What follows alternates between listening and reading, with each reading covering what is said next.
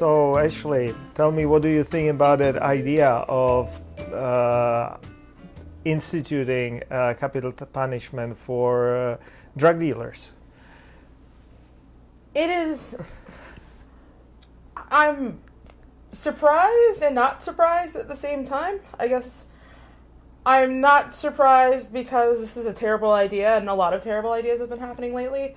But I am surprised at the notion that seems to persist that the way to stop death is by causing more death.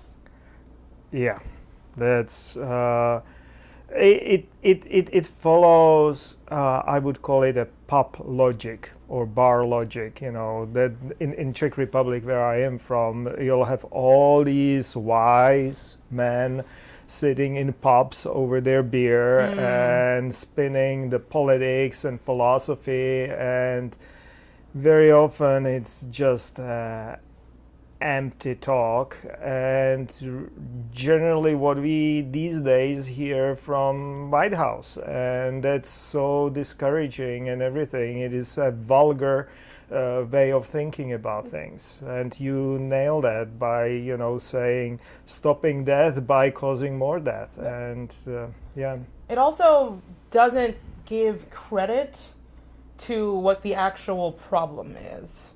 When we look at drug epidemics across the board, but especially with the opioid epidemic. Yes, drug dealers are an issue, but more so, there's an issue of why are people going on drugs in the first place? Wasn't it all started by Big Pharma really trying to sell more opioids and creating kind of bizarre, partly falsified research about how opioids are not really addictive, and therefore it can be prescribed by just regular doctors, which is not true, and everyone knows that. Right, which also then would make the drug dealers in this circumstance doctors and pharmaceutical companies, and not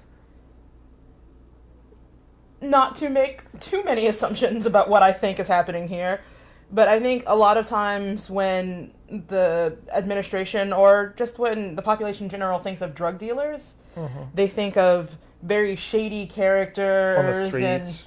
On the streets, corners, with like all of these henchmen, maybe usually people of color, passing money this way. Like doing the handshake passing of drugs and all that. And in reality, with this particular epidemic, with the younger folks, some of that's coming off of street drugs and things like that, but a lot of it's coming off of fentanyl, which is a prescribed opioid.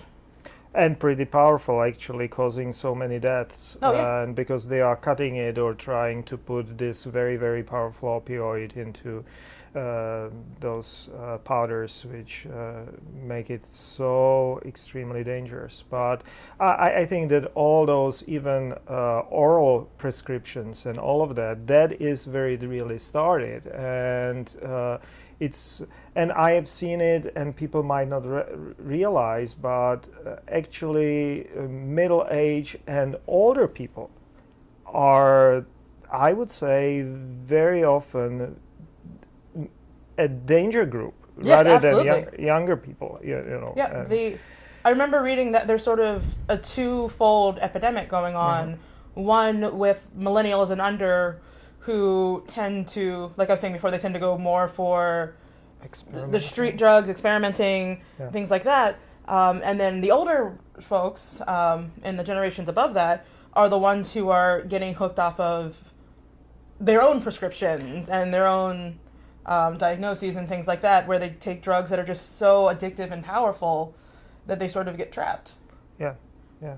And that whole idea, now returning back, of dealing with it through capital punishment, death penalty, is just really very, very narrow, not thought through. And Rutgers Church is and has been on record of being against any capital punishment because there are so many dangers of abuse of power. Oh, absolutely. And if you look how it is distributed across incomes, across races, it is just so unfair, and that's one thing. And then bringing in theology. Right now we are approaching Easter, and that is for me as a person of faith in Jesus Christ,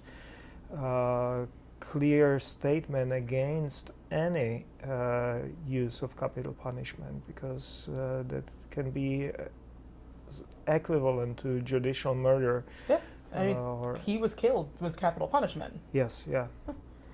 I think it's also sort of officially, right. Even though it was really absolutely unjust. I feel like all of this is a justice issue, and all of this is a moral issue. And I think they're simultaneously a moral issue to capital punishment in how we are determining who lives and who dies in society. But I also think there's a moral issue involved about trying to figure out what the solution to drug addiction is. Because killing drug dealers, that's not going to stop drug dealers from existing. Yeah. What will is looking at human beings and seeing what they need. We believe in a God, we believe in Christ, who calls us to be there with people in the times where they're hurting, in the times that they feel broken, in the times where they don't have what they need. And a lot of times people turn to substance abuse because they're hurting, because they don't have financial resources to deal with things, because they don't have the mental or emotional resources to cope with the pain of their lives or the struggles that they're dealing with. Be that difficulty at home or at work, be that racism, sexism, homophobia. There are so many health issues and moral justice issues that would be better for us to address, that could help stop addiction in the first place, because people wouldn't feel the need to do these drugs. Killing drug dealers is just going to cause more death. Trying to help society and help people is going to bring about more life. And it really does not mean, if we approach it this way, that we are condoning or approving drug abuse or anything. It is actually a more efficient way of dealing with it. And one particular example, besides what you mentioned, is really this abuse of painkillers.